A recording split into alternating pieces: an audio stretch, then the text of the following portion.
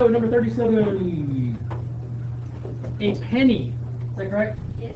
Is dropped from? 427. All right, so what is 427 what? Meters. All right, and what is that going to be for us? Delta Y. All right, so actually that's the negative of delta y. Isn't delta y negative? Yeah. Right? So if we start at 420 meters and then we go to 0, then our delta is going to be... 27. I'm sorry? 427. 427. 427 meters.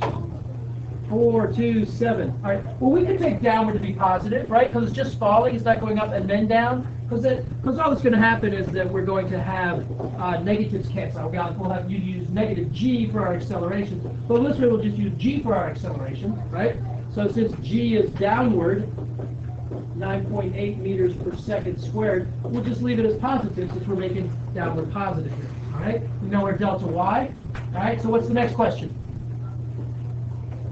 Well, what's the question asked?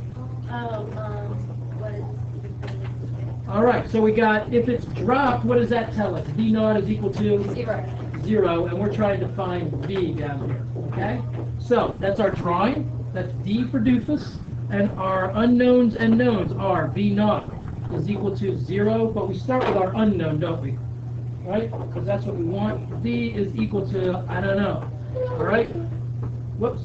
A is equal to G. Acceleration is equal to G, and delta y is equal to 427. 427. How come it's not negative? Because we took downward to be positive. That is correct. So now, look in here. What we're missing tells us what formula we're going to use for the F part of doofus. Formula. Eternal equation or timeless equation, which is v squared is equal to v naught squared plus 2a, in this case delta y, right? And of course we'll make a equal to g when we rewrite this. What's our gift? V naught is 0. So we're trying to find out what the velocity is. We don't need to rearrange it, right? So the a for the algebra is just to substitute g for a.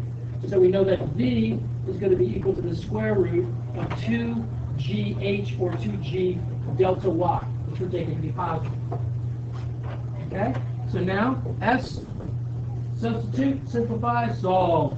All right? That gives us that v is equal to the square root of 2 times 9.8 meters per second squared times 427 meters. Let's do a quick dimensional analysis. And we'll see meters times meters divided by second squared is meters squared per second squared. Square root will give us meters per second. Dimensionally, it seems like we're in good shape. All right? So 2 times 9.8, 19.6 times 427 is... Come on! Somebody help me here. You guys are all sitting there staring at me. Come on. It's what? Paul. 91.5 what? Sir. Okay, is that the square root or is that after, before or after the square root? That's after. It's after. Because look, here we got like in the thousands, right? So meters per second. So is that, listen, in reality, is that what's going to happen? Why not?